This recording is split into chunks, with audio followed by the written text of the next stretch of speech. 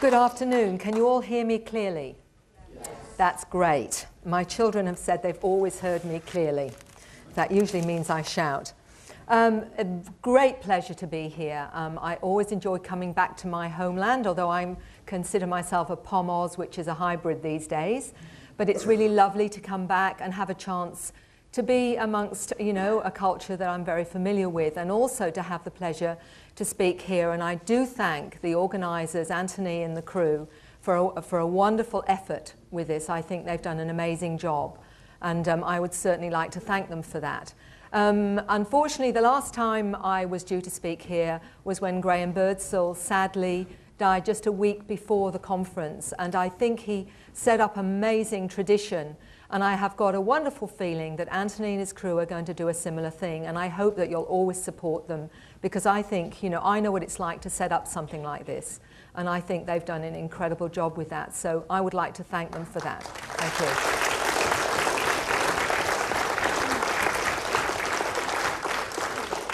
you. Well, today, what am I going to talk about?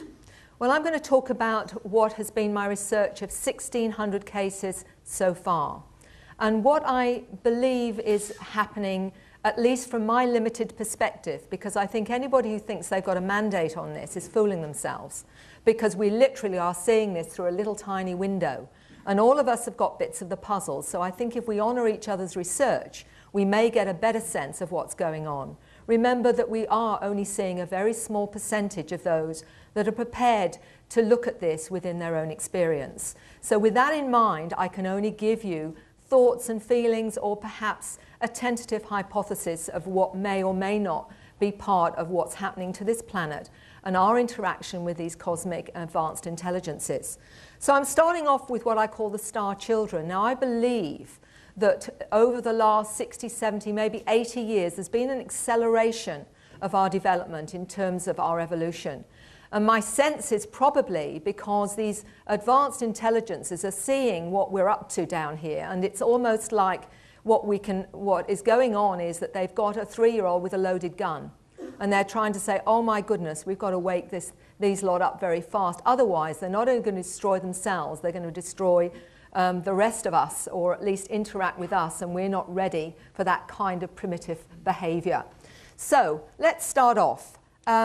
The reason I've put this down is because for me, what I've had to do as someone who came from a very, very third-dimensional scientific paradigm. I was a nurse and midwife 30 years ago. In fact, if you told me 30 years ago that I would be traveling the world speaking about aliens and UFOs, I'd have probably sent you to the nearest psychiatrist and said, Prozac's really good. The bottom line is that 30 years later, here am I doing this, and it's been an interesting journey, which I think has been very much echoed in the clients that have come to me. I've had to remove everything that I could possibly think of I thought was true and re-examine it. And I've had to re-examine it with this whole hypothesis in mind. And it's been amazing how it's all fitted together in such a better way than it did when I was educated into the third-dimensional belief system. So I do sit down before fact, and I keep my mind open because I don't know what's impossible, and I don't know what I don't know. First of all, I'd like to introduce you to Tracy Taylor. Some of you may be aware of her. I just want you to hear a little bit about how she speaks about her understanding of her experiences.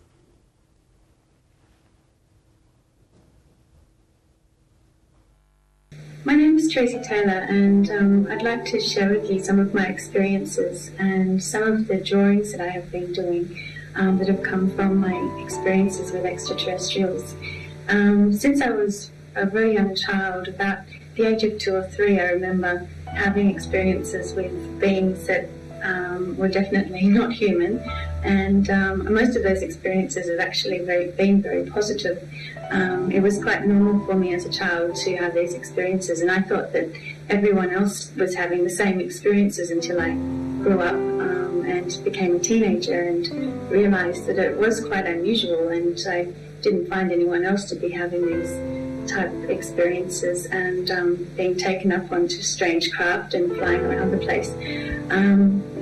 It's been quite a journey, and through my teenage years it was very difficult to relate to other people of my age.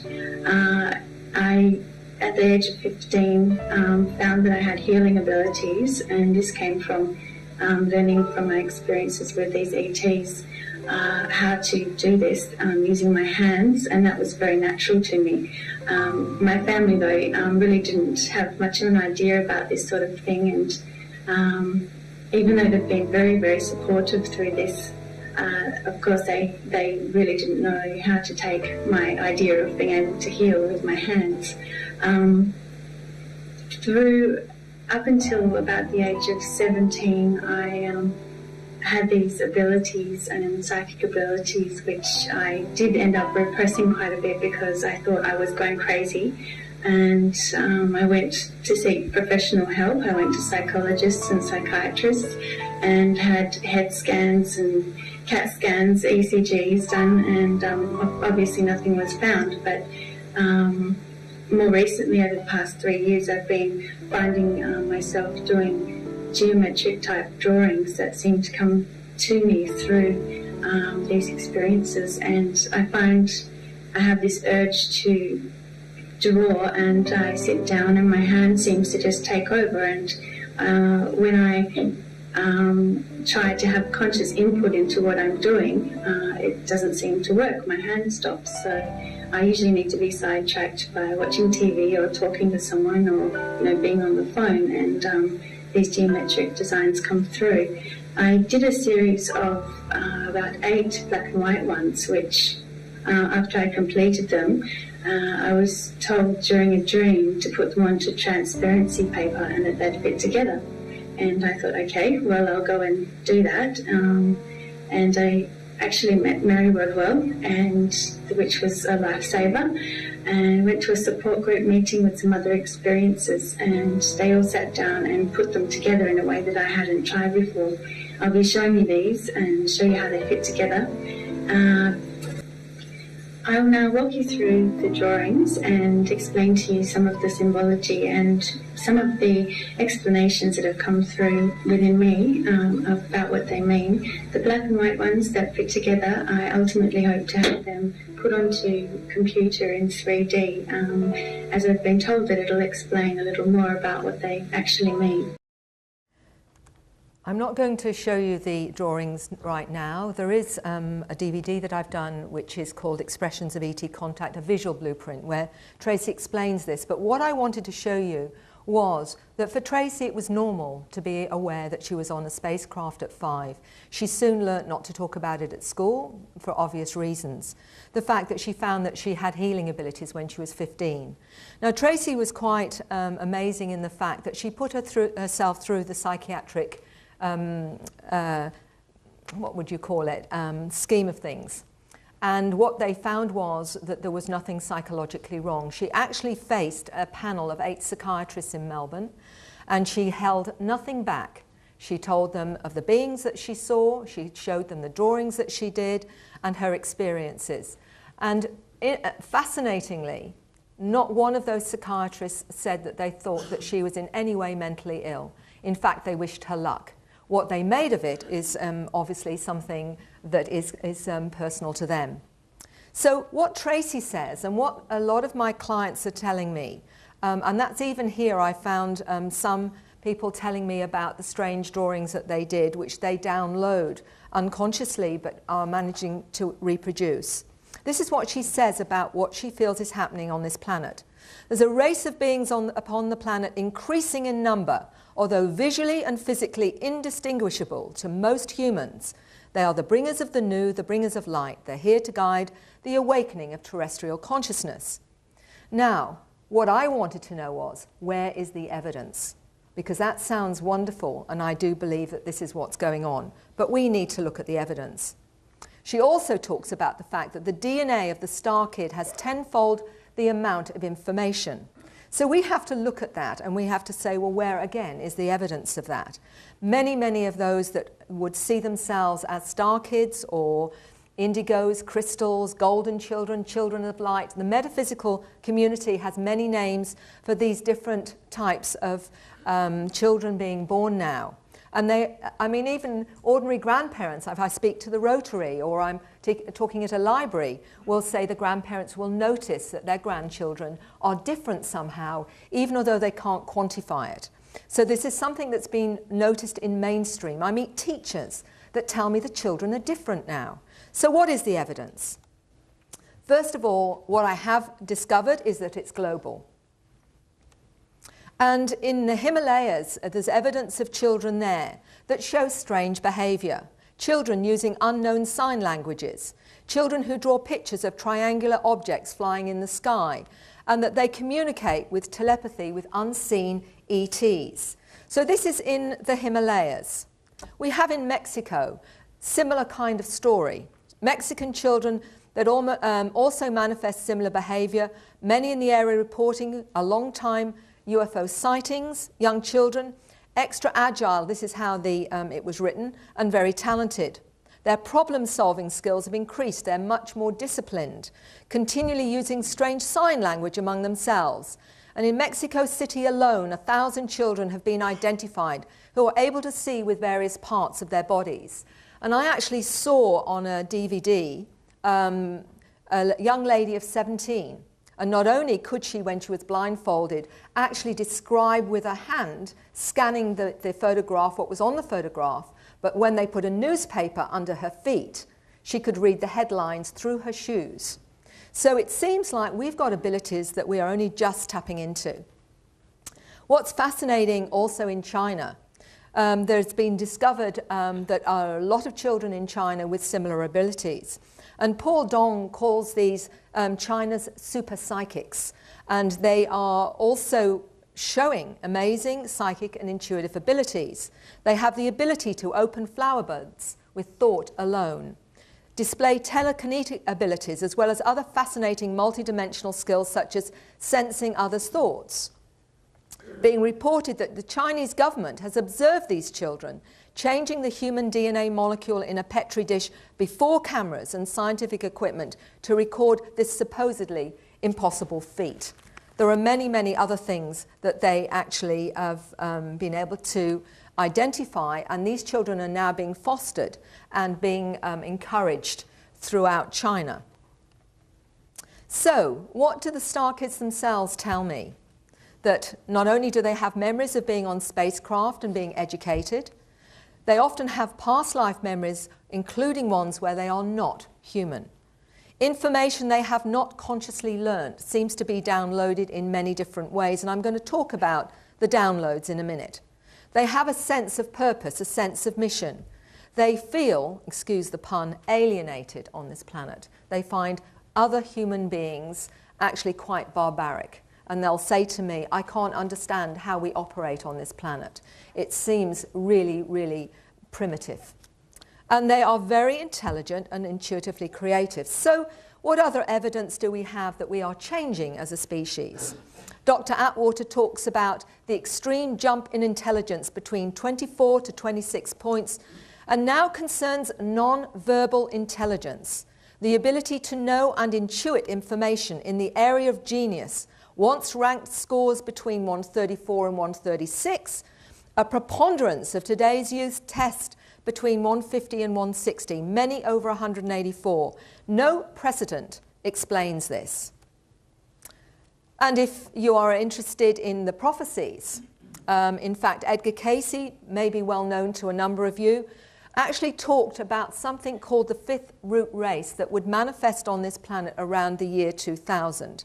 So I'm looking at it from a number of levels to see if we can actually qualify this material. Dr. Rodwell may be well known to some of you.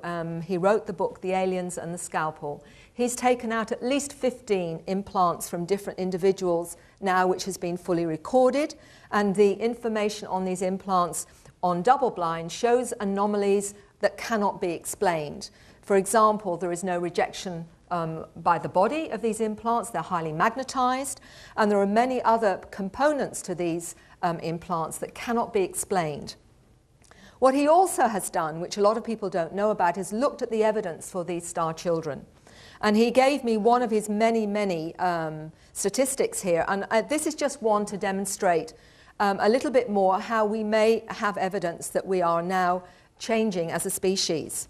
The age of gait, saying simple words, repeating simple sentences, complex sentences, developmental changes in children between 1947 in America and 1987 alone.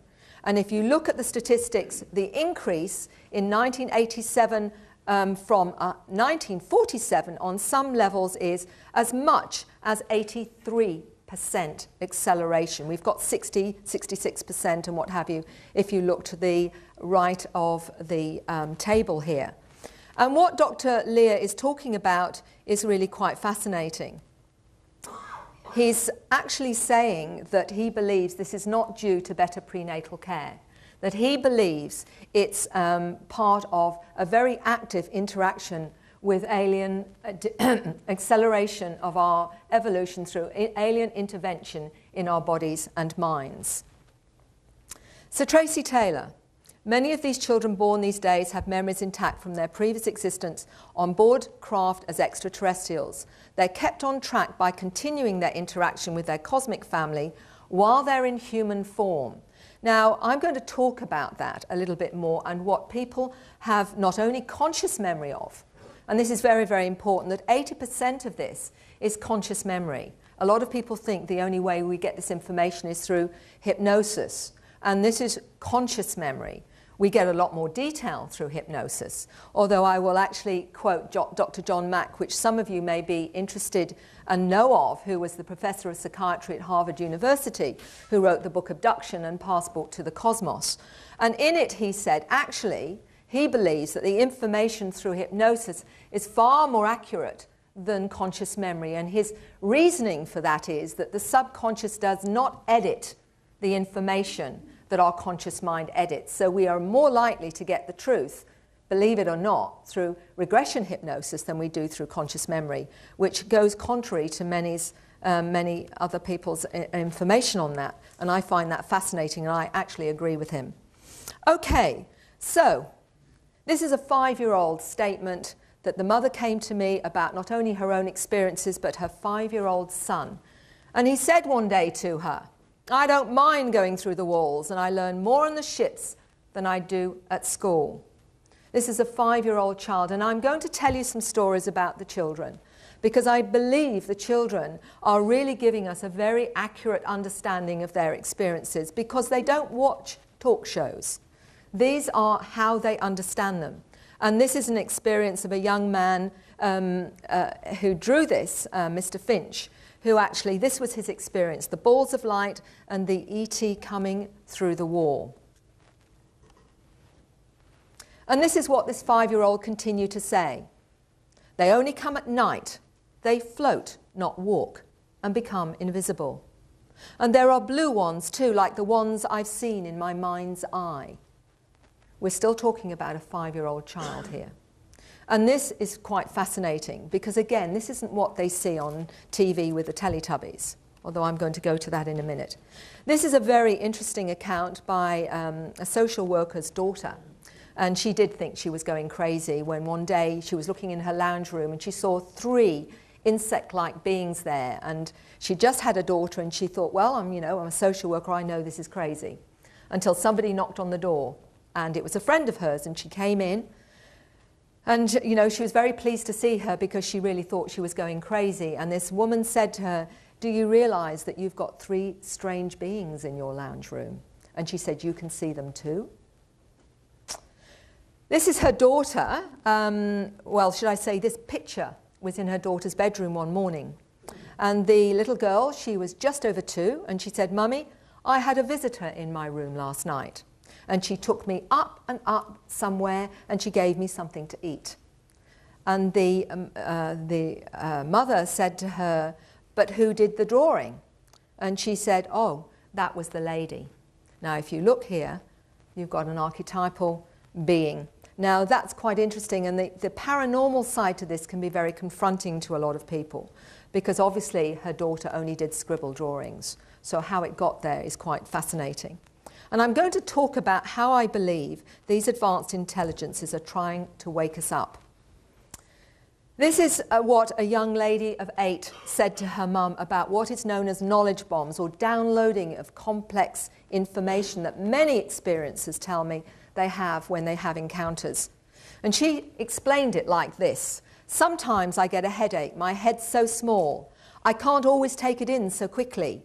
It's like knowledge bombs are being dropped on my head," which is a very interesting way to explain what she was experiencing. And another young lady, this was a 5-year-old girl talking to her mother about the fact that her mother found it quite strange that the baby, her little sister, wasn't hungry in the morning, which she normally was. And the older sister, who was only 5, said they'd been taken up into a spaceship. And she said they're like giant Teletubbies, and they sit cross-legged and meditate. They take the baby too and they feed her. Now, whether or not they actually look like Teletubbies, or whether or not they're using, as they do, like screen memories, an image that the child is familiar with so that they're not frightened. But what was fascinating was that she was talking about sitting cross-legged and meditate. What child of 5 talks like that? This is a drawing done by a 4-year-old child.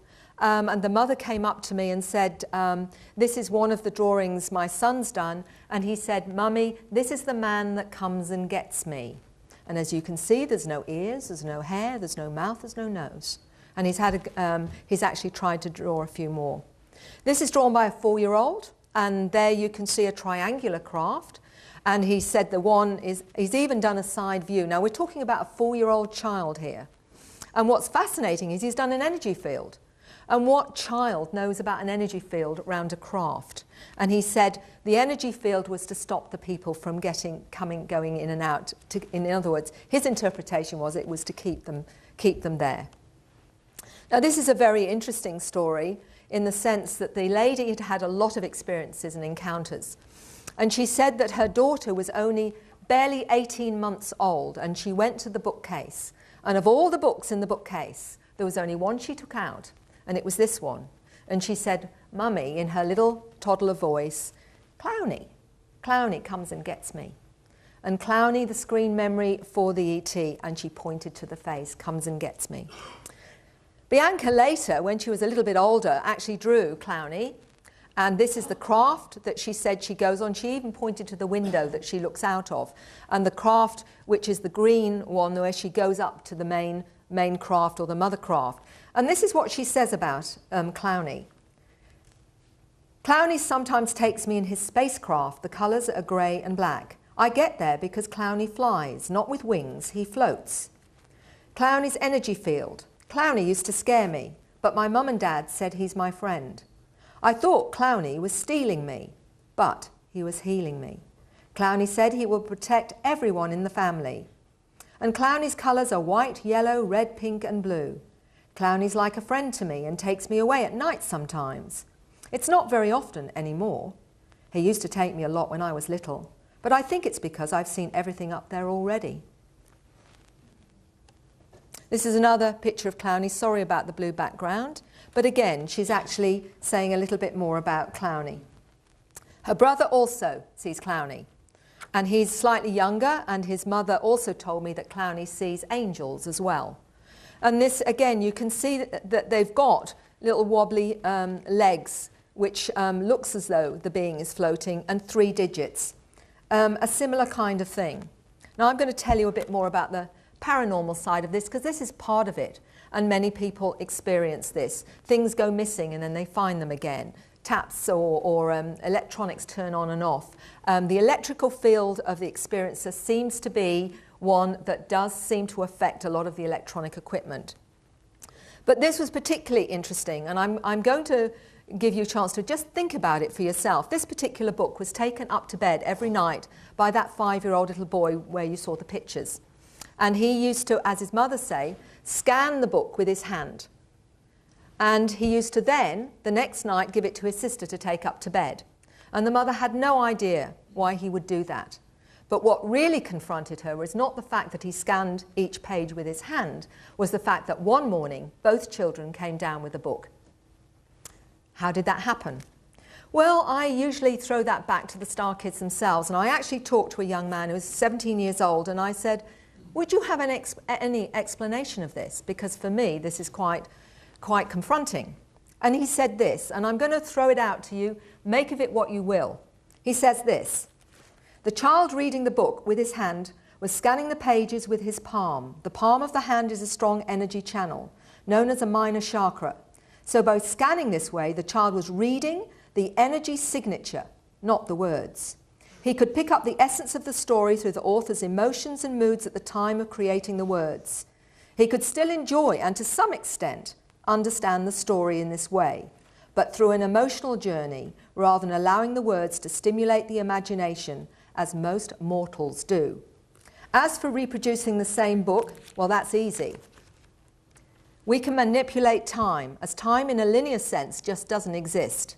It's a human invention to separate events and to make sure you conform to what is expected in your lives. All the child did was go backwards, through time if you like, and bring the same book back to the present with him. So the sister had the same book literally. Now, this is a 17-year-old young man. You can make of that whatever you wish, but I found it quite fascinating because I'm going to talk about what's taught on the craft, and one of them is about time. This is a drawing of a 10-year-old girl. This being came into her bedroom. She was very, very frightened at the time. But you notice it's got a flat head. And again, no nose and no mouth. But what was interesting, a 13-year-old girl drew some with flat heads as well as the egg-shaped heads, which again is just showing you how in different parts of the world they correlate. Now this is a particularly interesting story because it's two brothers. One was 11 and one was 13. And this lady wrote to me from Vancouver. And what she told me was that the next morning, both her sons talked about a spacecraft being above the house the night before and taking them on that spacecraft. Now, this is two children saying the same thing. The younger child was actually talking about this strange being. He was in an auditorium, which you can see there, with other children in pajamas, and he's talking about being taught things. And he said the lady looked unemotional. She had no ears, no eyebrows. The nose was just slits. There were no fingernails, and her face had no expression.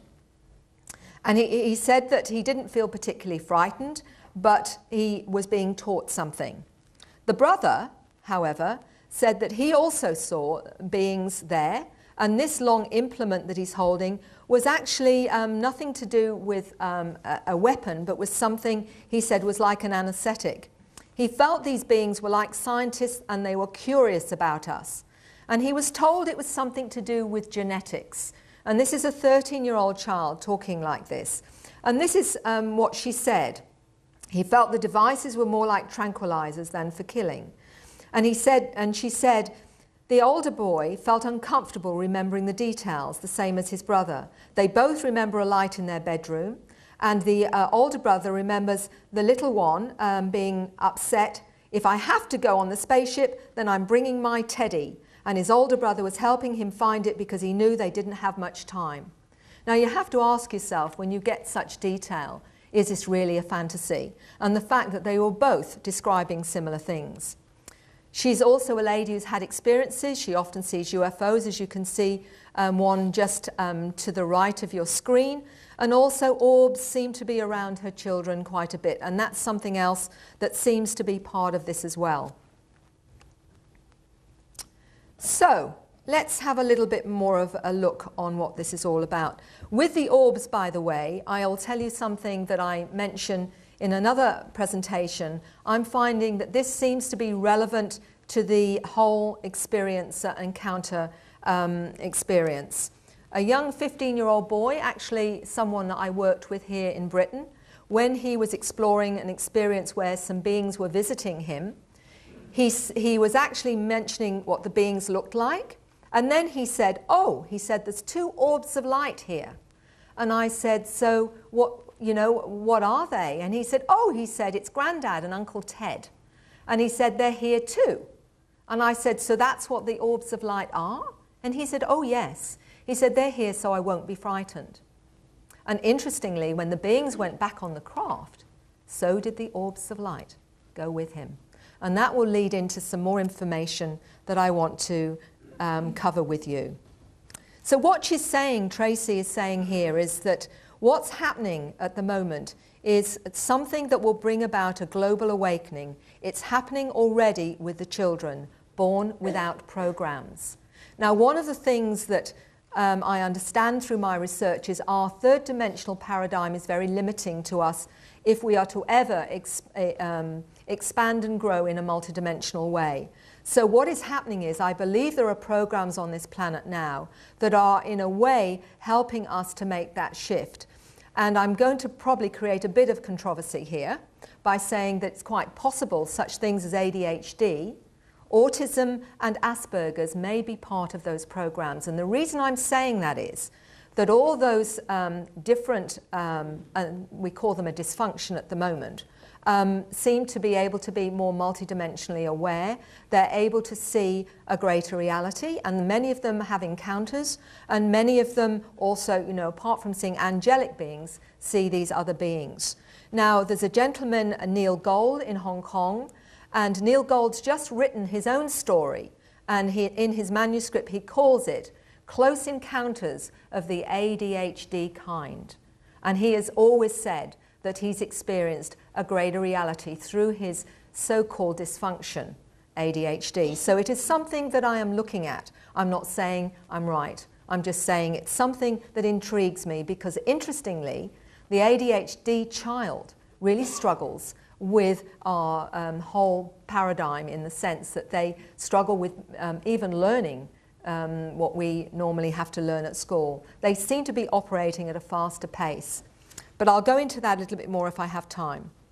So the cosmic human, what do we know from the experiences themselves? They're highly intelligent, they perceive other realities, they see unusual beings and or strange orbs of light, they all have a sense of mission, they manifest healing abilities, and they have an urge, at least some of them, to write in strange symbols, strange artwork, or come out with a variety of really unusual languages, which they say feels more comfortable to them than their own native tongue.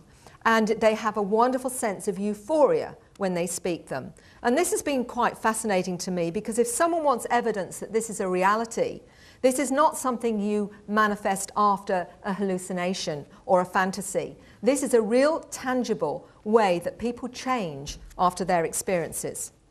Dr. Boylan talks about the star child of both human and extraterrestrial origin. And a lot of my research is indicating that not only are we a hybrid species, but some of us actually have a number of different kinds of DNA, not just human, not just potentially grey or zeta, but sometimes those called manta, which is the insect-like beings, and possibly many, many others. And that is what they're told on the craft, and I'm going to go into that a little bit more. Again, what evidence these children are about. There are many all over the world, and one of them that's been researched a little bit on Project Camelot, for any of you that want to know a little bit more about the whistleblower material. The Camelot team went to Russia and met Boriska. And he was, it was interesting because he came to my attention because this young man still had memories as a child of actually being born on Mars. And he talked about visiting the Earth, and he talked about Lemuria. And this is some of the things that he talks about. He actually said that that Lemuria existed 800,000 years ago. They were 9 meters tall. He stated that people will find knowledge under the pyramids. And he said also life will change once the Sphinx is opened, and that the opening mechanism is behind its ear. He also talked about the Martian civilization, megalithic cities, and spaceships and flights to various planets, as well as Earth. He had an amazing understanding of cosmology. He talked about the gifted kids, and they were called indigo. He said he knew of them, and something was going to happen on Earth. They are of great importance, and they will be able to help people. He also was an amazingly advanced child. He could hold his head up in 15 days, spoke his first word at 4 months, at the age of 7 months constructed his first sentence. He had exceptional memory and not only talked about Mars, but planetary systems and distant civilizations, which is absolutely fascinating. And 2 little anecdotes I will tell you is a 5-year-old child in Australia. His mother was talking about the pyramids, and he got very angry with her when she said that slaves pulled all the stones and built them to make the pyramids. And he said, "No, Mummy," he says, "you've got it all wrong. You don't know, because I was there." And he said they changed the density structure of objects large and small, and they levitated the stones into place. And they placed a crystal on the top to communicate with other worlds. And there's information in the Sphinx, but they haven't found it yet. We're talking of a 5-year-old child saying that. 5. And then I went to Adelaide about a year and a half later hearing this, and I met a lady there in her 70s.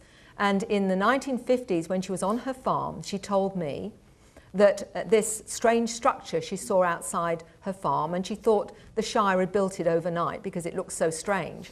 She stood underneath and immediately found herself in a spacecraft with blonde-haired beings with blue eyes. And from that time onwards, they actually spoke and taught her many, many things. And she'd never spoken about this ever in her life before until she came to this conference in Adelaide. And she said, "Mary, they told me about the pyramids." Now, she hadn't heard my presentation. And she said, "You know," she said, "they levitated those stones into place." She said, "And it wasn't who they thought, we think it was." And she said, "And they placed a giant crystal on the top, which communicated with other worlds." And I'm just thinking, hold on a minute, there's a bit of déjà vu here. And then, so I actually showed her what this little boy had said. And she said, "But what about the spaceship?" And I said, "What spaceship?" She said, "The spaceship under the pyramids."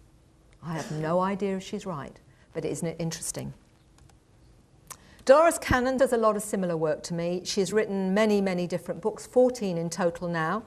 And she gets, through her regressions, a lot of information that confirms what I'm finding in my regressions. And this is all to do with the expanded DNA. And I think we have to look at every avenue of information to see if we can qualify it in whatever way we can.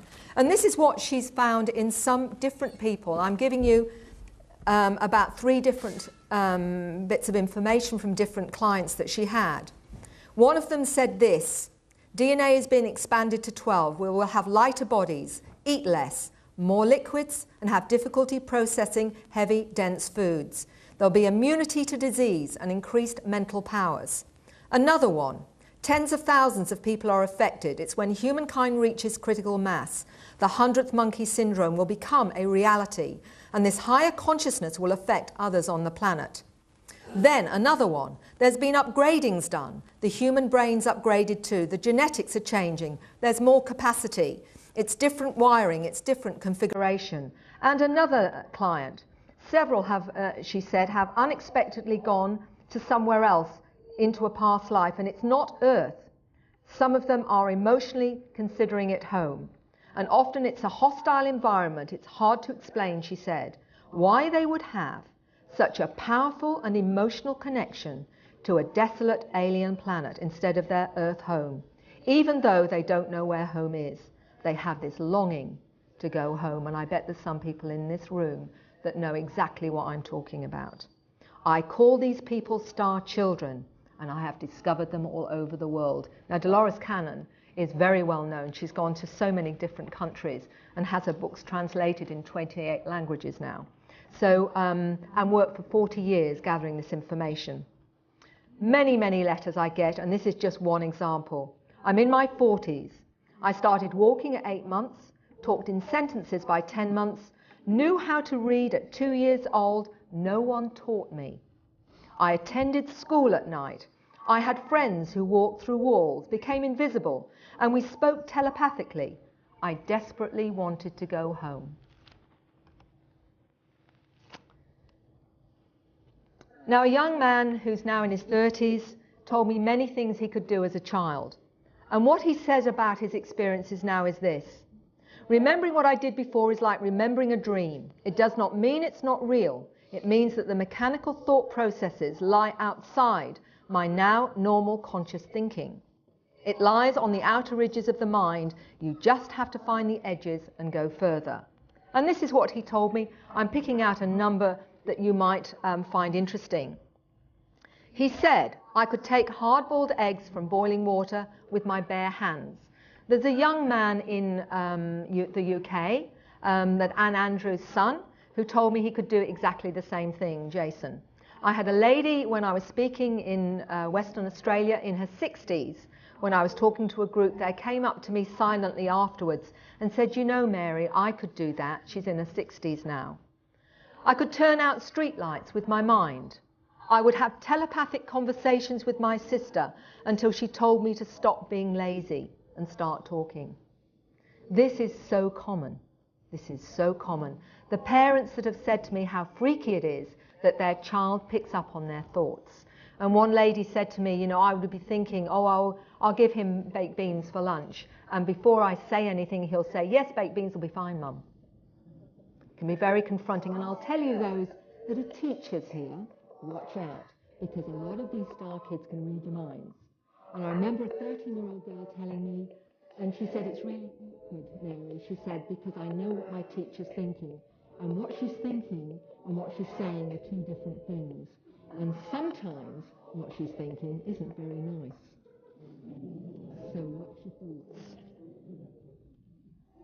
Traits of a star child. And I'm going very quickly here because I'm trying to give you a big overview here. They seem to, it appears that they may well have superior mental and analytical capabilities. They have a direct connection to higher awareness, extreme sensitivity to thought and emotion, enhanced DNA, photographic memories, fast motor neuron responses. They know how to manipulate time and space, which is taught in the craft, and we'll talk a bit about them in a minute. And they are very good at non-verbal communication. And I'm going to go and give you some evidence, because you're probably thinking, oh, well, this sounds all very wonderful, but where's the evidence? But first of all, I want to, for those of you that are having experiences, and I am not in any way denying how difficult this is and how traumatic many have, the trauma that many have initially when they realize that they're being visited. And I'm in no way minimizing that. But what I will say is that often the fear is the fear of not knowing, or the fear of something that may have happened, and what you think happened may not have happened in quite the way that you believe it has happened. And it is part of this process. And I would like to just say that down the track, a little bit about why I think that's going on. But Tracy Taylor, who I've mentioned before, and you've heard a little bit from her, this is how she actually talks about this. And I think it's very, very important for you to hear what she has to say. She says, as far as my own contact experiences, I became very compassionate towards ET beings, as there's so much that humans can learn and benefit from interacting with them. I was fearful of my experiences only when I realized that I seemed to be the only one having them. I didn't know what was going on or why, but there's always been an equal exchange. I helped them achieve their genetic goals, and in return, my healing and psychic ability, plus my understanding of life on Earth and so on, has been enhanced. They also protect me when I ask them to. Basically, at the start, I misunderstood the Greys. The knowing ET part of me initially made a decision to assist them, and the understanding of this can be overshadowed by fear, which stems from our limited human perceptions and reactions to those experiences. So we're now going to go into what I call the secret school. Now, Whitley Strieber, all of you will be familiar with, I suspect, in this room, who wrote Communion and many others, Transformation, of his own experiences. And one of the books he wrote that he really had a difficult time with was the book called The Secret School, where he recalled ultimately being taken as a young child at night to a certain place in where he used to live as a little American boy, and being taught things. Now, there was a lot of problems with researchers about this because it all sounded a little bit too beyond. Oh, it's going to start. I'm going to stop that, sorry, before I get there. Now, Whitley Strieber, before I get to this, he wrote about his secret school experiences as he recalled them. And he said, I'd certainly been there at midnights in my childhood. And he talked about what he was being taught. Now, this is a 9-year-old child we're talking about here. And he said this, remembering the journey outside of time, he said there were 9 lessons. and remembering the journey outside of time was another step. I recall that the school had a definite structure, and there had been 9 lessons each summer that I attended.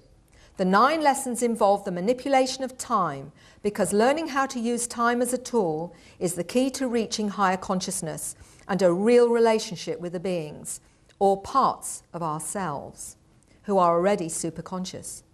The secret school is part of the process of revising reality, a clandestine meeting of minds struggling to restitch the fabric of the world.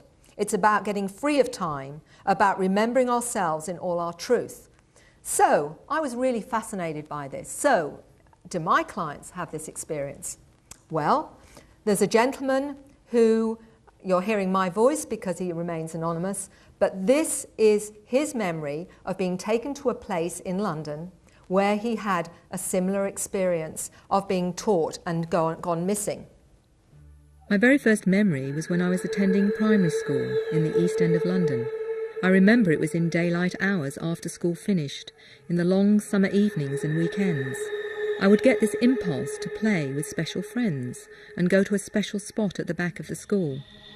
I went back to this spot later and knew exactly where it was, and when I saw it again it was uncanny.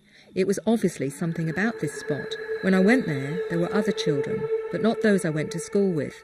I have missing time from that period, for whatever happened was screened out. We'd all meet at this spot and go off somewhere. There was no fear, but an incredible sense of adventure. And then I'd find myself back at home. I can remember Mum wondering where I was and becoming quite concerned. I'd basically gone missing. But I had no sense of anxiety at all. It was like, "What's the problem, Mum? I'm here." As I got older, in my 7th or 8th year, I had clear memories of silhouette beings coming into my room at night. Even the shape of the being's head, it's weird. And when the film E.T. came out, it was like, oh my God, I've seen that shaped head before. It was bizarre. Dwarf-like creatures, small silhouettes, and there was no fear. But having said that, as a child, I could never sleep with the light off, and definitely being afraid of passageways and elevators terrified me. And that was the same for Father Christmas. He terrified me. If we were in Oxford Street in London at Christmas time, Father Christmas was everywhere, and it was so embarrassing. I would know when they were coming. I'd be laying down in bed and basically see little heads playfully pop up to play games with my feet. I used to lay my feet flat, and they would duck under the bed, and this was all the while my parents were in the kitchen having a cup of cocoa. The closest they'd get to me is halfway along the bed, and I would be out of it and fall asleep. Or maybe they knocked me out. That's one experience he had with going to the secret school. Hold on. Okay, so this is what Whitley Strieber has said, and I've just mentioned it to you. He had identical kinds of experiences where he would, at night he would be taken. I have met many, many others that have said the same thing. Now let me explain what someone else said to me in Queensland, in fact. And this is what he wrote to me. This is a gentleman who also had recall of his secret school experiences. Your website came as a revelation to me. I had never before heard or read about anyone else having had alien classes as a child, as I have had. This has been both a blessing and a curse all my life. I am now 37. I remember having been given physics classes at the age of 3 or 4 in a classroom of children of similar age to me. I remember the details well and have an avid interest in physics since then, though I'm not mathematically inclined, so have not known what to do with the information, and there's a lot of it. I used to feel I was just crazy and did a year of physics science, amazing myself and my teacher and other students, many engineers and physicists, with the fact I could just answer any question. I had never studied and in fact dropped out of school because I was so frustrated. So, what's the veracity of the material that they're taught? Is it credible? This lady here, Chris Hale, got in touch with me, and she has a BA Majors in Comparative Philosophy and Social Anthropology, a graduate diploma in education, and is currently undertaking a Master's in Educational Studies in the UWA, that's the University of Western Australia. Chris has got a cat with her, and behind her are some of the information she got from the light beings. I refer you back to the narrative I sent you on the light people as to how I was taught multidimensional, non-linear methods of thinking. This is possible human to human and does happen, but of course the light people have far more expansive knowledge bank. I have had quite a deal of interest in it by people in the field of consciousness and learning to whom I have sent this piece. This is some of the material that she downloaded through a succession of dreams from the light beings, and I'll give you some more information. The 2 progressive sheets were done quite consciously with great flashes of insight. There are about 10 or so dreams, and I'm just thinking of John Searle a little bit here, during the period which directly overcame any problems that I had that I could not solve when I was awake. Most of the dreams entailed visual representation, one in particular. I was led by a light person who took me to a black hole to observe, with commentary, thought transfer from the light entity, the separation and potential restructuring of space-time instantaneously. She's got here finest viscosity of time in a constant smashing of the same due to infinite gravity, and how the potentiality of new universes exist in the core of a black hole. So, being someone who was able to do this, she actually got in touch with two very highly regarded professors. One was Professor Paul Davies, the Chair of Physics at Adelaide University, and Professor Brian Josephson of Cambridge University. And I'm only giving you a very brief overview of what they said. This is maths we will not see for hundreds of years due to the adimensional nature of the spin and lack of fixed parameters. But it actually went into a lot more detail with that. And as I don't really understand what I'm reading, I'll leave that one to you. But what was fascinating for me was, okay, so Tracy and many others say they did physics when they were a child. I wonder how much of it they actually understand or know in terms of physics today. So I asked Chris if I might send to Tracy, who was actually in England at the time, some of her drawings from the light beings on this, without saying anything about them, but what could she understand, because she used to tell me she had downloaded physics. And within 24 hours, I actually got a reply from Tracy, which was really great. And this is what she said in an overview. I looked at Chris's drawings briefly, but it seems that they're related to the understandings of beyond light travel, and also the connections between the inner world and macrocosm and microcosm, and how they're interrelated. Now, what's fascinating is what Chris responded to that. She said, she's absolutely spot on. Over 5 to 6 weeks, I was taught about the viscosity of time and space continuums in my dreams. It's how the inner and outer connect and how we can dematerialize within overlapping continuums. Yes, it's beyond light travel. Good God, some of the best physicists in the world have looked at this and haven't realized what she has seen at a glance. So, what are some of the educational syllabus that I've isolated so far? And I am sure there is so much more. So they're taught quantum physics, new understandings of experiences of time, the connection to all things, new thought processes, understanding of the spatial geometry of thought, new expanded states of consciousness, out-of-body training, telekinesis, telepathy, mind melds, ecology, healing and working with energy, the true history of man's origins, time travel and teleportation. And one of the most fascinating recently is parenting classes. And I'm going to give you a quick overview because I think it's really important. These new children, it seems, need to be approached in a different kind of way than the way that we normally behave. And Susie Hansen, who I'm going to mention at the end of my presentation, talked about going on the craft with her son, him going in one direction, her going in another. And she was taken to a room with about 14 other parents. And what she was shown was an interaction she had with her eldest son, where it was like in real time they'd recorded this interaction where she'd said something to her son and her behavior to him. And she said it was quite embarrassing. But then she said she was shown how her son perceived her behavior to him. And what they were saying was, with these children, you have to do it differently because they see things differently. So you now have to behave in a different way. And every parent was shown an incident and then shown how they needed to behave from their child's perspective, which is fascinating. Gosh, I wish we had this here.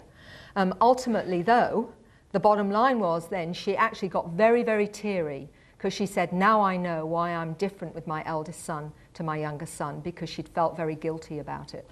So that was quite fascinating. Hypercommunication. It should be borne in mind that the nature of extraterrestrial communications, that in a majority of instances, star visitors communicate with humans by telepathic transfer of mental images and concepts, rather than by words and speech. And this is really where we go into something I'm particularly interested in. Tracy explains it this way. Everything's made up of the same matter, resonating at different harmonics, so the ETs are able to communicate with us, directing thought on subatomic levels, and so activate the subconscious. These symbols are meant to communicate the nature of the macrocosm, and that's really quite fascinating. Right, let's just give you another little example. All around the world I meet people that come out with these languages that have had encounters, and it's been fascinating for me because I've wanted to understand more. And again, it's like joining the dots. Dana Redfield is an author of 5 books. 2 of them were about her encounters. Sadly, she's not with us anymore. But Dana I communicated with a number of times. She lived in America. 2 of her books, Summoned and The Human ET Link, were about her experiences. And I sent her a DVD of Tracy speaking, and she said to me, when Tracy began to speak in the musical language, I spoke along with her, almost as if I were engaging in a 2-way conversation, which was quite incredible to her. I have had many people come to me that have heard some of the languages and say, I do that too, but I never ever talk about it.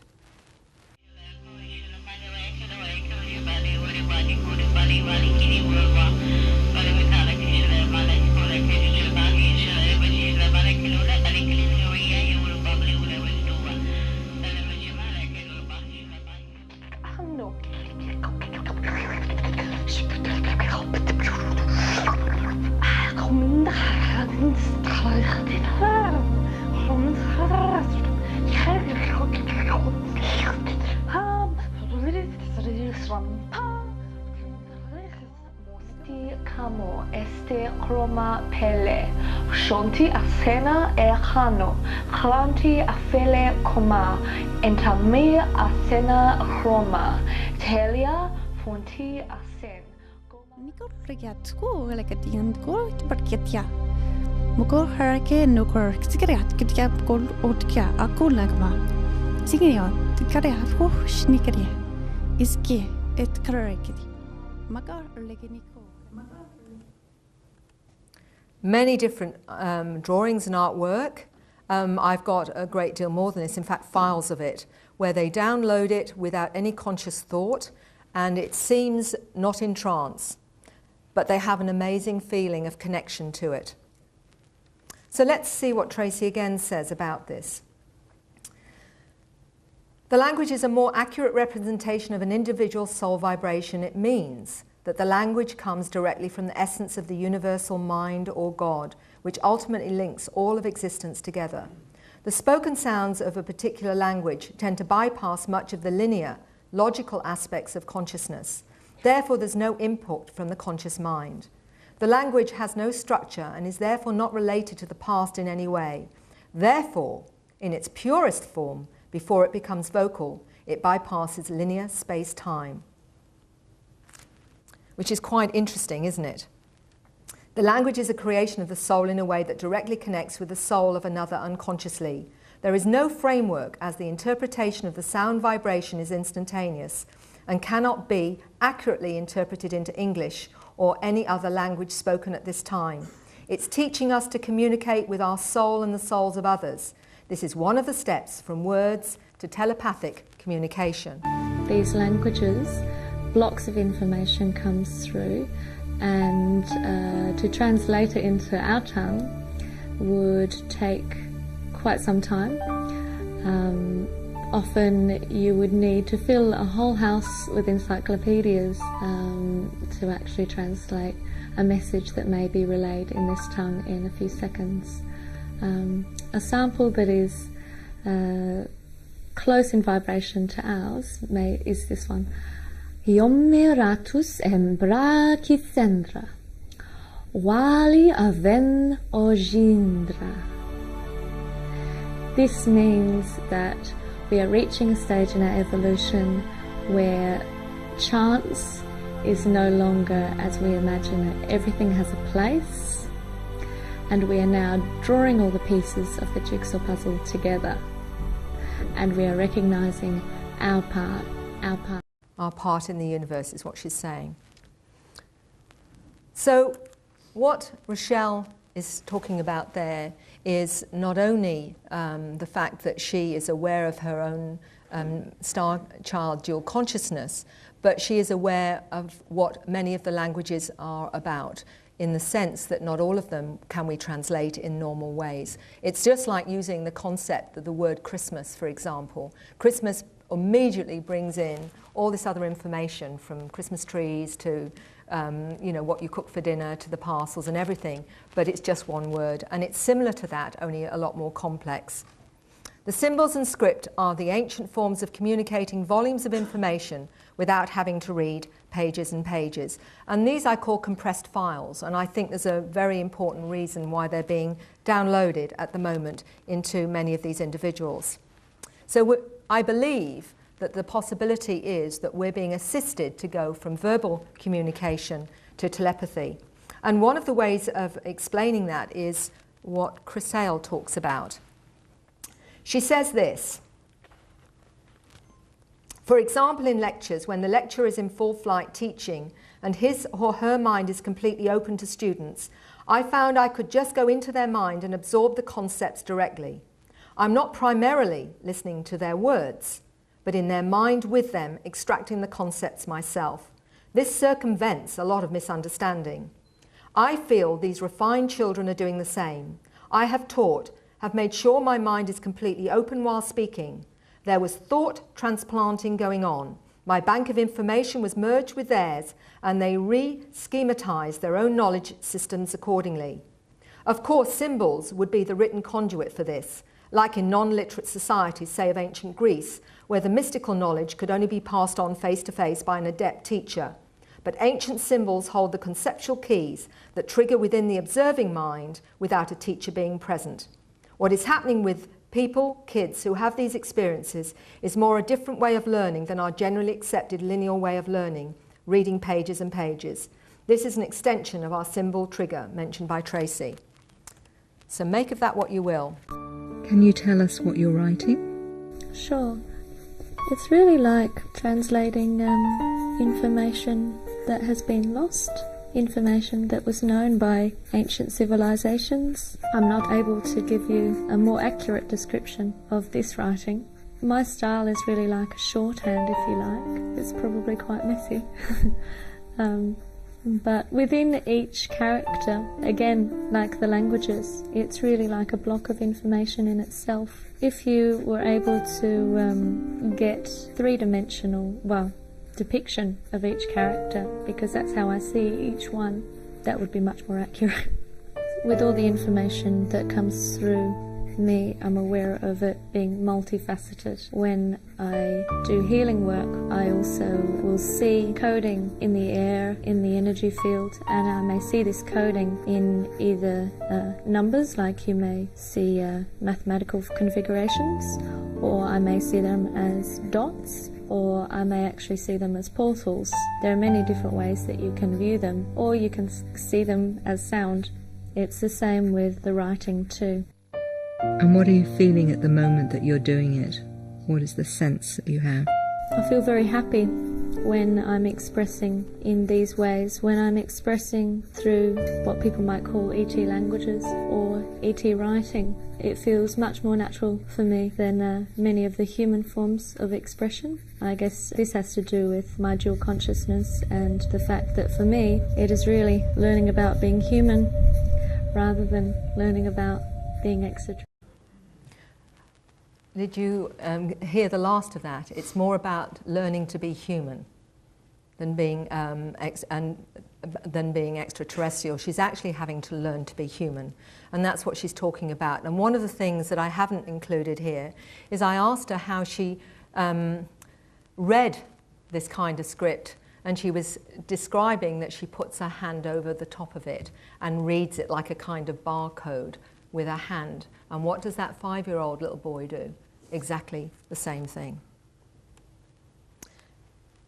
Again, what I found with others, like Dana in America and many, many others, they do a range of interesting, fascinating, complex drawings. These are some of Dana's. I won't go into the explanation here because they're actually on my first presentation. So I'm just really wanting to give you some idea of the complexity of some of the artwork, which certainly is showing some things going on with these individuals in terms of what experiences they're having in their encounters. And of course, coming out with the strange scripts. I see so much of this. It's sort of, I've got files of it from people from all over the world. But some of it is very similar, some of it is quite different. This is some of Dana's, and she has a fascinating understanding of them as well. This is more of her work. And this is one of Tracy's. As you can see, it is very busy, but it's also quite fascinating to see that each tiny bit of it seems to hold a great deal of information. And this is where I'm talking about the complex files. Now, Tracy also did black and white ones. Actually, to the right of you there, you'll see this strange image. This was something that Tracy did probably about 6 or 7 years before she went to Egypt. And she said that this particular one was particularly fascinating to her. And let me just explain what she said about it. She said that this was at Karnak and Luxor, and she knew immediately she took this image with her that it would fit. And she was not only talking about the pyramids being conscious energetic amplifiers and focusing power source, she also said, I knew that this would fit from a distance. I knew it would fit because I had a strong feeling to take it with me. And then she said, the reason that she had drawn that particular image was this. Horus came to me in a dream. I was in an underground cavern or cave. He was showing me some Egyptian hieroglyphs on the wall. This one was carved into the wall with his snake's tongue. And then he grew in size, and I was above the ground looking at this symbol with hills and sunrise in the background. It's a sacred symbol from ancient times to help us awaken and remember who we are, which I found quite fascinating. These are some more of her drawings of how she understands the pyramids and other ancient sacred sites. So I'm now going to show you what seems to happen very much. Hi, my name is Rochelle Delia. I've been consciously aware of my extraterrestrial contact now for 8 years, but I've been having contact my whole life. My experiences with extraterrestrials have been quite varied. I have gone through a process now over the past 8 years, and I've come through a lot of the traumatic aspect.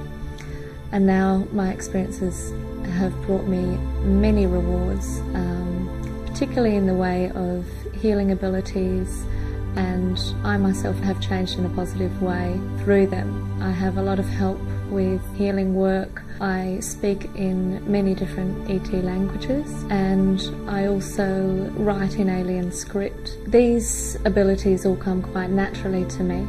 How were you aware of the fact that you could heal, and what is your understanding of the healing that you do? The healing work that I do now has changed and evolved over the years. It first began when I had an experience. I was drawn to go outside of my house at about 3 a.m. and I was looking up at the moon, and when I was looking at the moon I felt quite strange and felt to close my eyes. When I closed my eyes I felt lots of different sensations. I felt cool air being blown on my eyes and on my fingertips. I had pin-pricking sensations all over my face. I had the sensation of wind circling my head, and I could feel it clipping my nose as it went past. I also had sound waves that were going into my ear from a great distance, and these repeated over and over. I had tingling sensations all around my head as well. This process went on for some time, and when it stopped I felt I could open my eyes again. and I felt quite heavy in my body, as if there was someone else in my body. I was then drawn to go inside and lie down on my bed, and when I lay down on my bed, I actually started to perform some sort of surgery on myself. I'd never done this before. I'd never had any experience of healing work either done on myself or performing it on others before. So I had my hands away from my body, and the healing involved minute movements of my fingertips. I was using my fingers, or they felt as though they were pulling what you imagine to be puppet strings. That's what it felt like.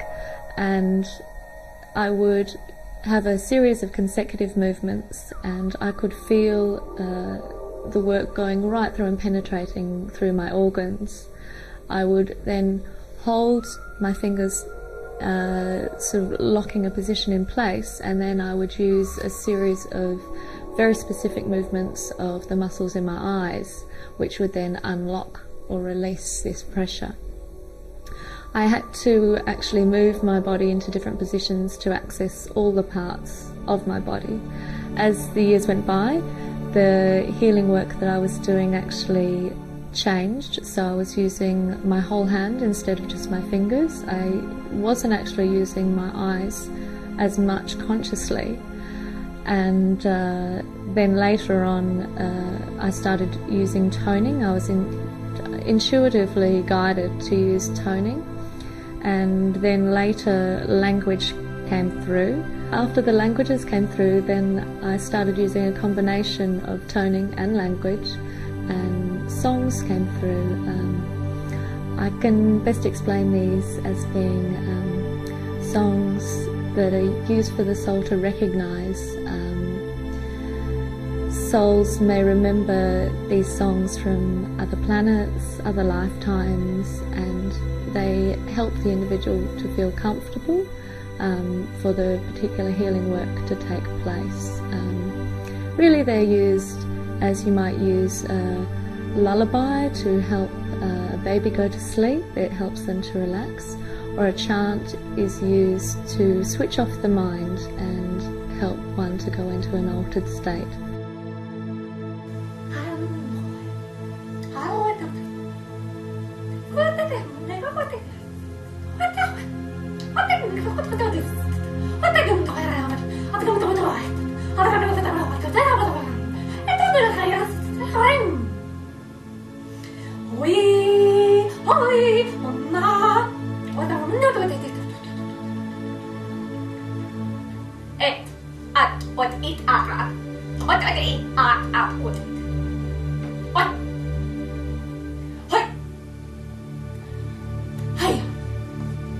What Rochelle's doing there is actually talking about healing and about the fact that she found after an experience with the moon, and the moon is very important here because a lot of people talk about the moon being around or a very big moon.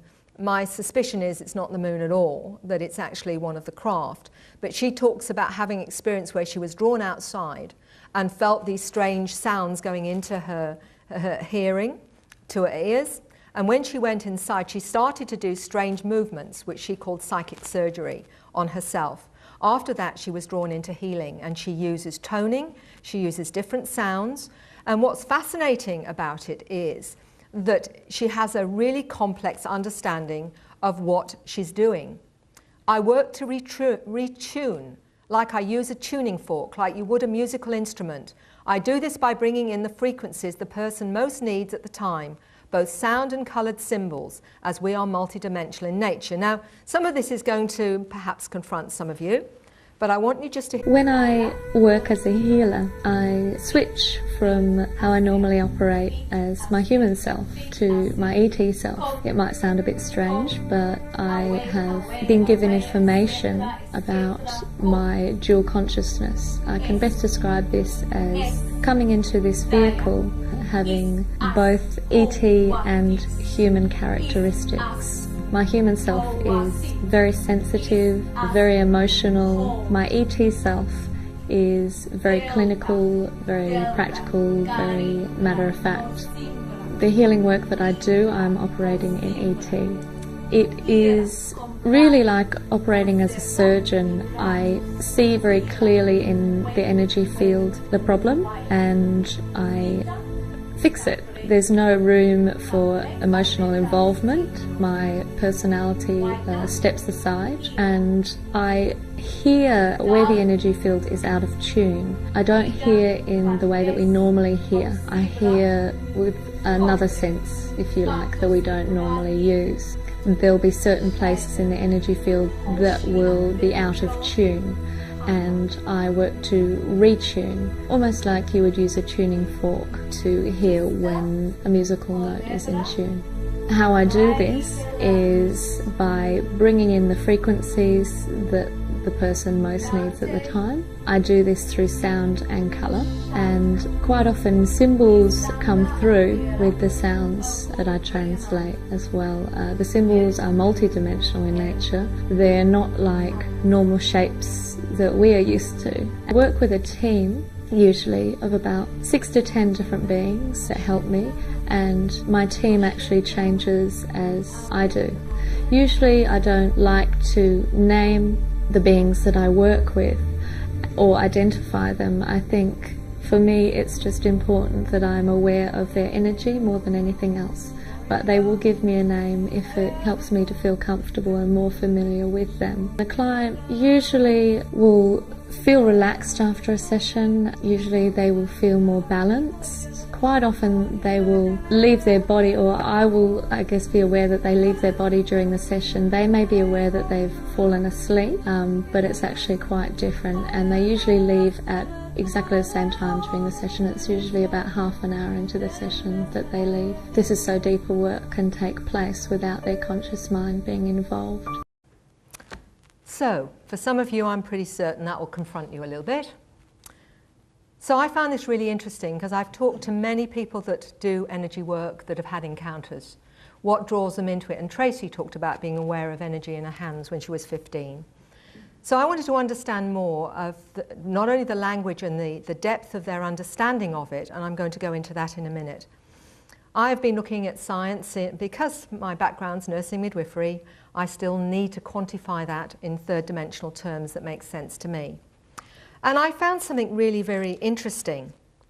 And this is to do with some recent Russian research, which was actually translated into German, is the work of von Graesner-Fozar and Franz Bludhoff.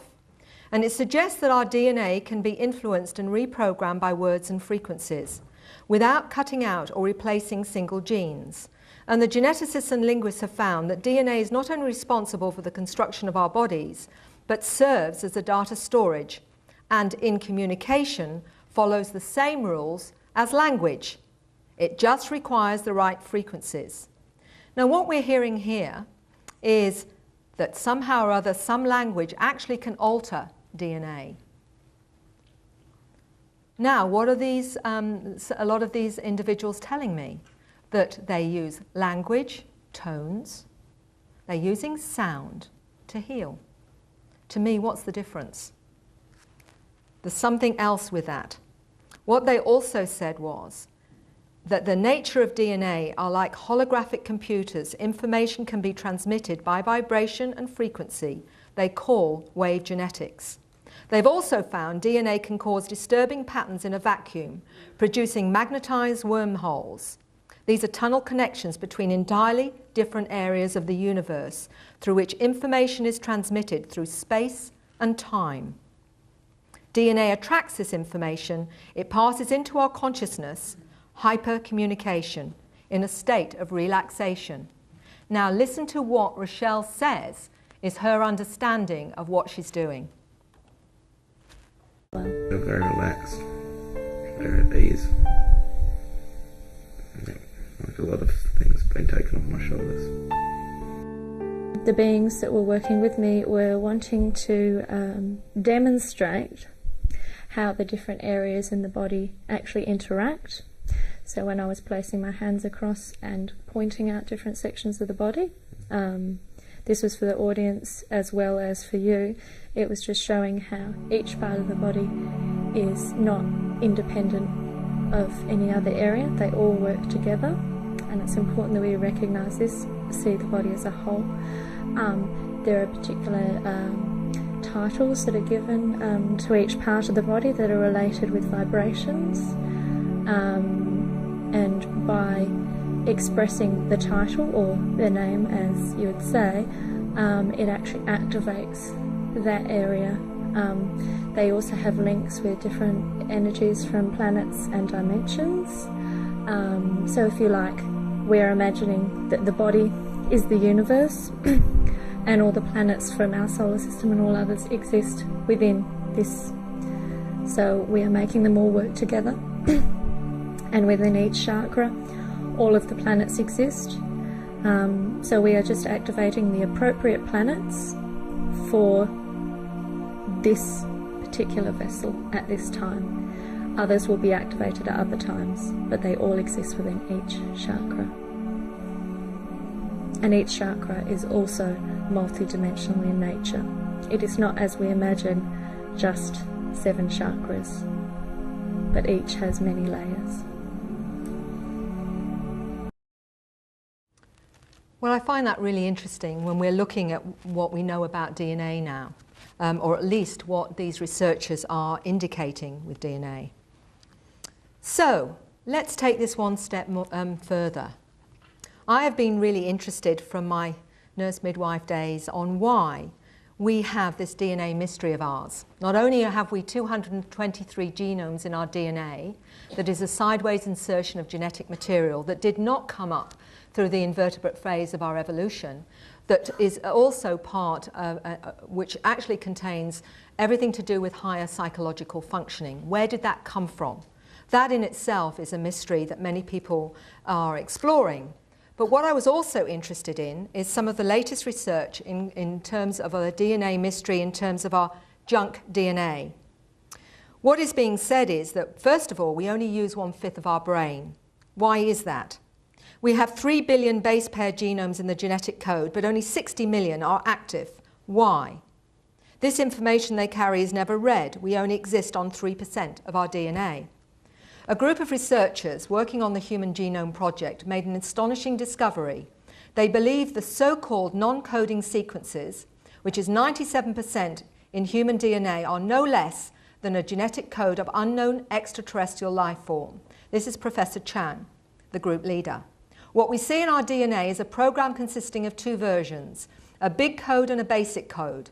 The complete program was positively not written on Earth, he believes. He says the genes by themselves are not enough to explain evolution.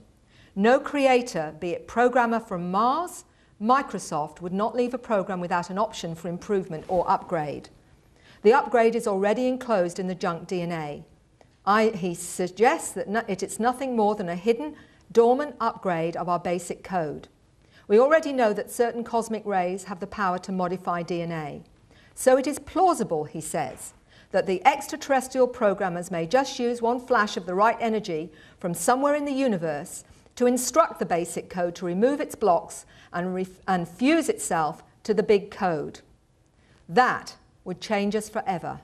Some of us within months. There'd be no more cancers, diseases, and a short life, and would catapult us intellectually. The comparison would be the difference between the Neanderthal and the Cro-Magnons. This complete program is elegant and self-organizing, auto-correcting software for a highly advanced biological computer. The difference between a short diseased life and potential for a super-intelligent super being with a long and healthy life. So what about the downloads, the scripts, the language, the crop circles? Is this part of the energetic upgrade via our DNA? Remember, we're talking about a flash of the right energy. So what are these as part of that upgrade? Are these part of us waking up? Are they helping us to wake up? Are these ancient symbols that are actually assisting this process of evolution?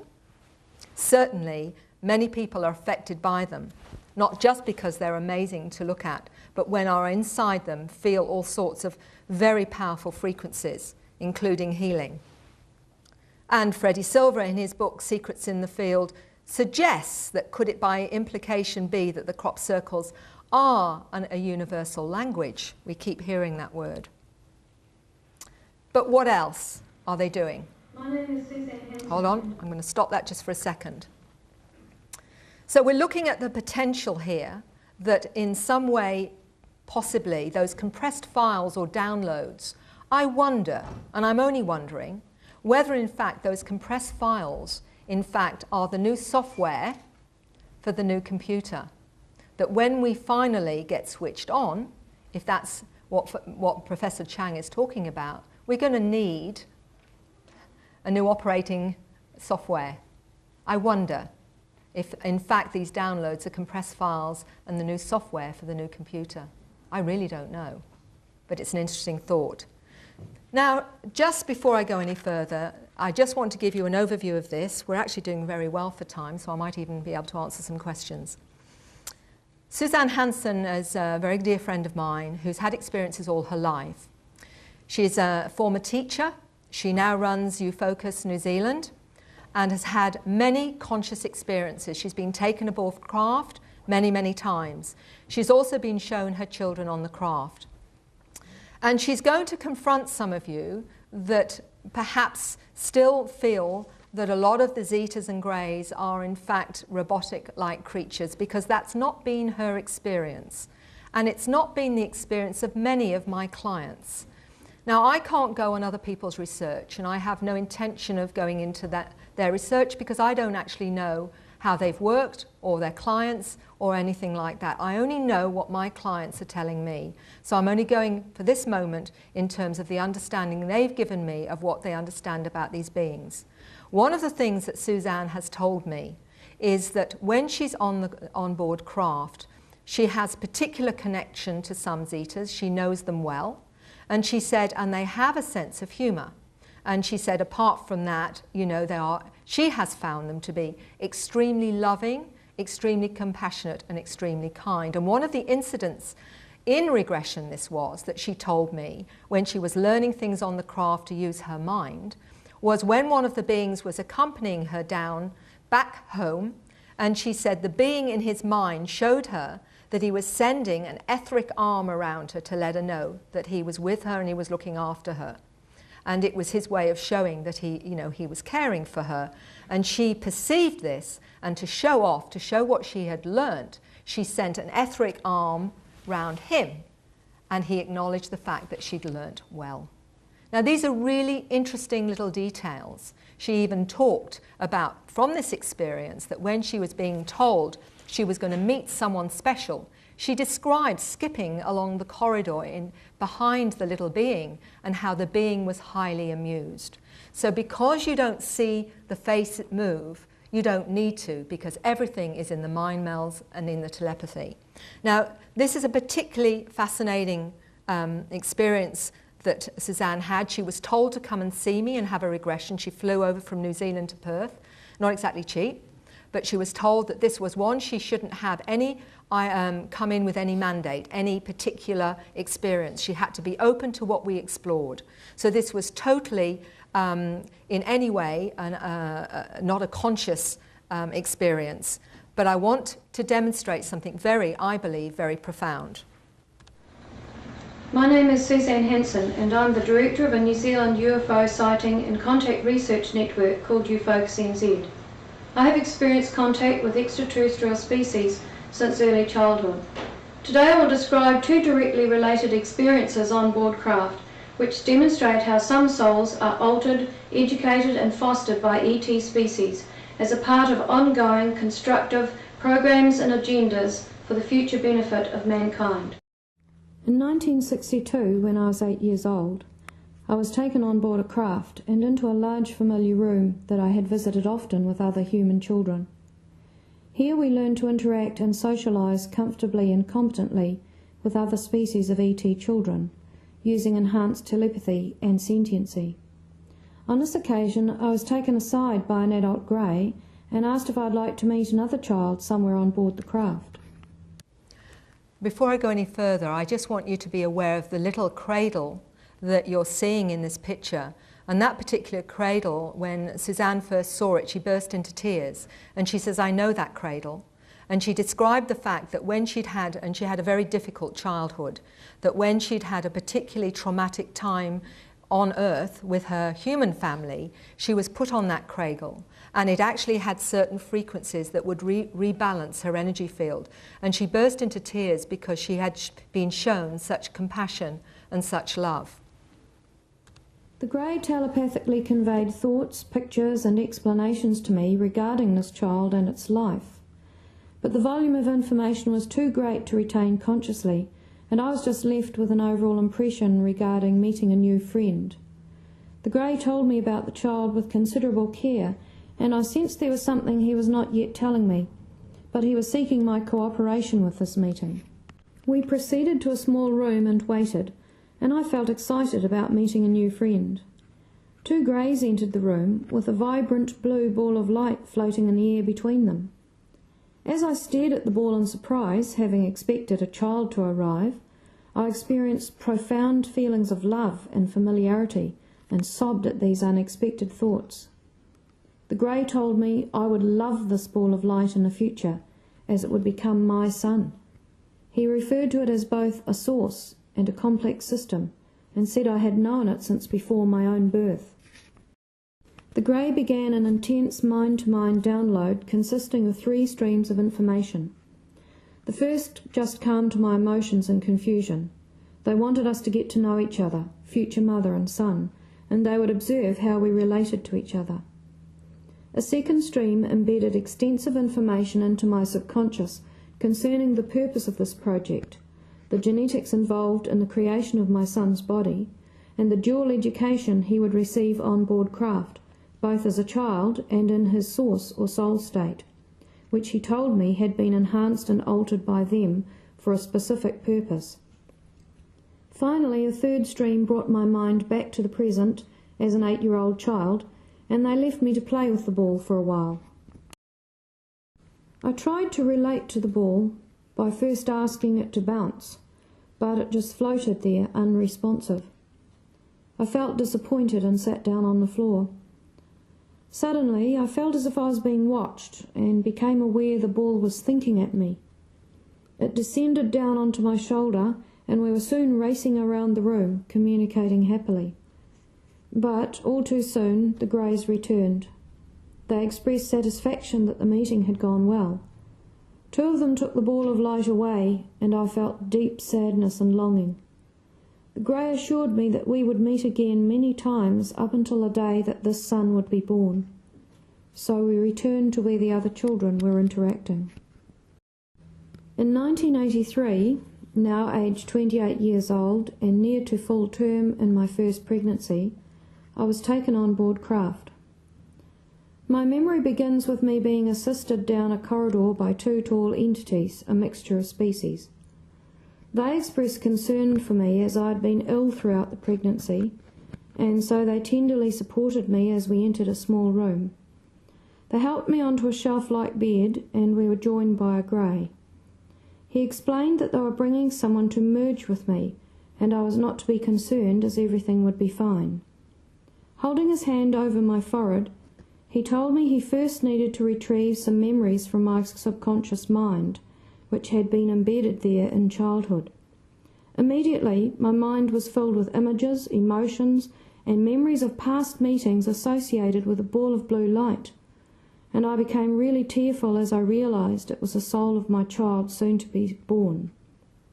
As he calmed my emotions, a group of ET children came into the room, bringing with them the now familiar soul or ball of energy. He stated these young entities had grown up on board craft with this soul, and they would play an integral part in supporting him in his life. There was a real air of excitement as the process of merging began. The Grey slowed my metabolism right down to prepare my body for the intense energy of the soul, necessary to prevent shock to my body. During the hypnotic regression with Mary, my voice became really slow and almost indistinguishable at this point, and my body felt cold and numb. Slowly the soul entered my body and the body of my child-to-be. I felt infused with light and weightlessness as the Grey slowly brought my metabolism back to normal again. He stated my son would be born late, which he was, and that he would be accompanied through his life by watchers, a terminology to describe a protective system they would provide for him. He added there are thousands of children being born in a world like him, part of an extensive project to create positive changes and accelerated evolution from within the human species. These two experiences illustrate the complexity of the soul state and reveal extraterrestrial involvement with souls incarnating on this planet for specific purposes. It challenges us to reassess our current understanding of the soul's existence before incarnation, and the idea that the soul evolves not just through repeated cycles and lifetimes of personal experiences, but can also be enhanced, altered and educated by external forces or species. And I will just say that again for you. These two experiences illustrate the complexity of the soul state and reveal extraterrestrial involvement with souls incarnating on this planet for specific purposes. It challenges us to reassess our current limited understanding of the soul's existence before incarnation, and the idea that a soul evolves not just through repeated cycles or lifetimes of personal experiences, but can also be enhanced, altered and educated by external forces or species. Now this is going to, for some of you, I think, be quite a difficult concept, and I understand that. But what it seems to be suggesting to me, and obviously Richard Dolan talked about it yesterday, that we are not just perhaps looking at the fact that we're looking at extraterrestrials, interdimensionals, transcendentals, and perhaps even some from our own future. But the bottom line seems to be, as this 15-year-old that was seeing Uncle Ted and Granddad as orbs of light, that they are also part of this big picture of these beings that we are interacting with or having encounters with. And there seems to be far more going on than we ever thought. And there is the sense that there is no actual separation in that sense. I think one thing I want to say now is that the abduction, the so-called abduction scenario, I participated in a thesis by Simon Harvey Wilson that was the comparisons between shamanism and abductions in Western Australia in 2000. And what Simon discovered was the parallels were quite fascinating in terms of transformation, healing, etc., etc.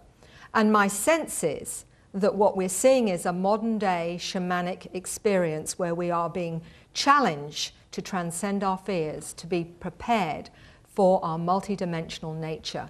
And this is all part of that challenge. Are we going to go beyond our limited fears to actually accept and be prepared for working in through not only dimensions but beyond that?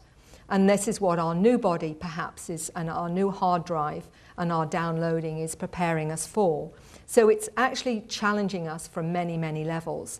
And some obviously don't need that kind of experience, because I'm seeing a broad range now of experiences from the 20 to 30% of the abduction or so-called abduction experience, in the sense that I will say so-called because for many of my clients, when I've taken them into hypnosis and I have asked their subconscious, have they on any level, consented to this part of their human experience? And not one of them yet has said to me, no.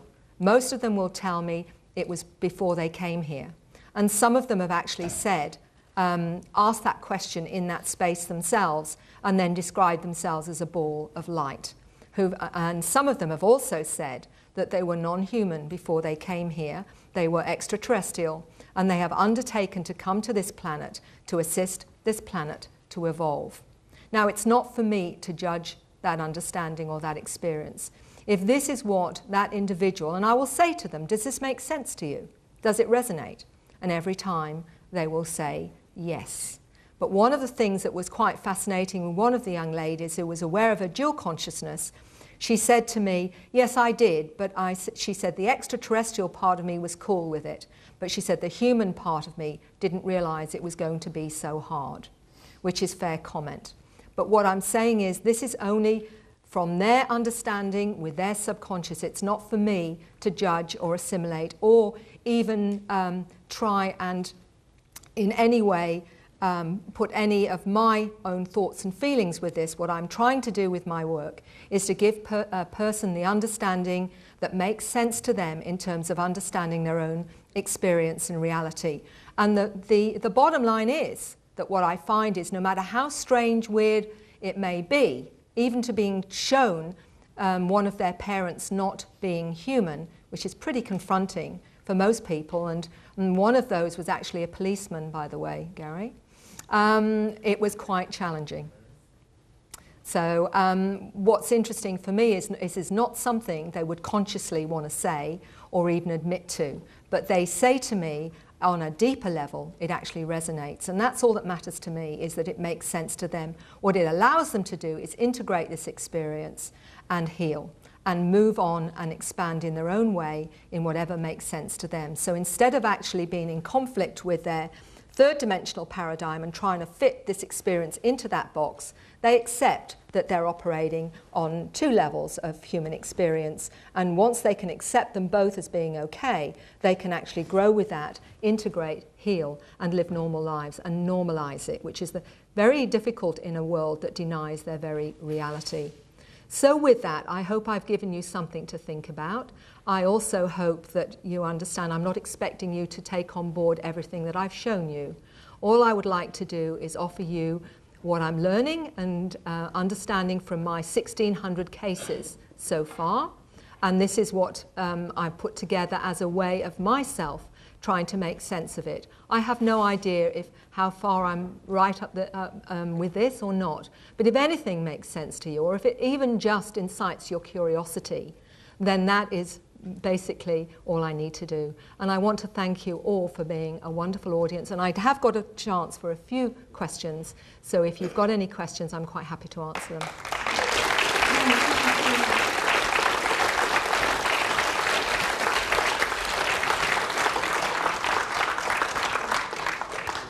Are there any questions for Mary? Is it okay if you guys come down from getting on the DVD?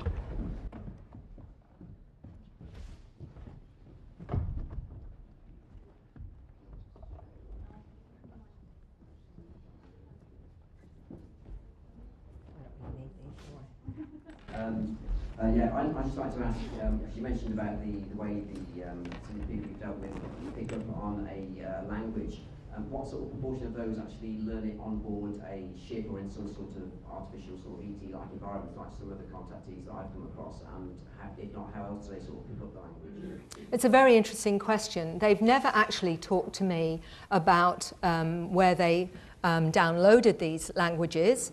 Some of them say it is a download and what have you. But interestingly, I met a young gentleman who was English, who came to Perth, and he came to me about his experiences. And what he did say to me in terms of the telepathic part of that was that he'd actually lost his scout cap, which is his brand new cap, and he'd gone to the Scouts. And when he came home, he didn't have it, and he'd had a strange experience. And when we explored his experience, one of the interesting things he said to me was when he was up on the craft, everything he was hearing around him in his mind was a jumble.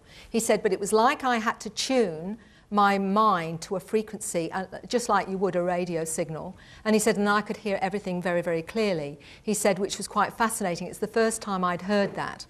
Now, from what I can gather, it's all telepathic on the craft.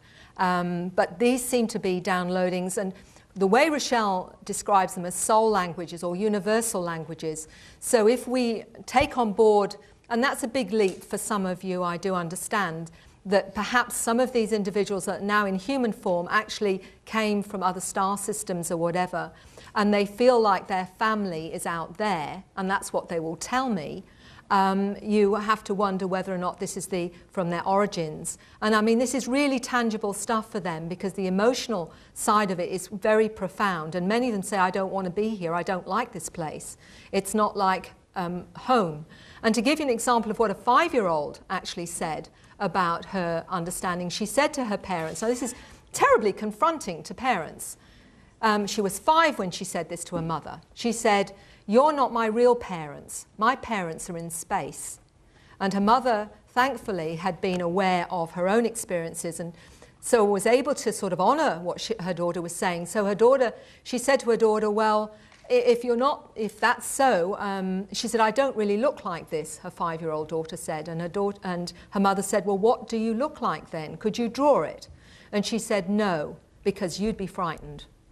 Now, we're talking about a 5-year-old girl. I have heard this so many times from different people saying, I feel like I've been adopted. My family doesn't feel like my real family. And even though I love my family and my parents, I feel I don't belong. I feel I belong out there. And there will be people in this room that relate to that, absolutely. Now, are they crazy? Are thousands of people crazy that are feeling like that? Or is it, in fact, telling us something that we need to be aware of? You know, and that's all I'm putting to you. So I hope, as I say, I can't give you any more than that. Okay. Oh, hi. Hello, Mary. Hi. I came up today because I was very anxious to hear you above all the other speakers who I've heard already, and they're all excellent and got lots to tell us. But I think you've got a very special package of information to give us. And I have to say, having downloaded it, my head is hurting a bit. And I'm trying to sort of fit together in my own head all the threads that have already been there, and then feed in the new ones to come through you.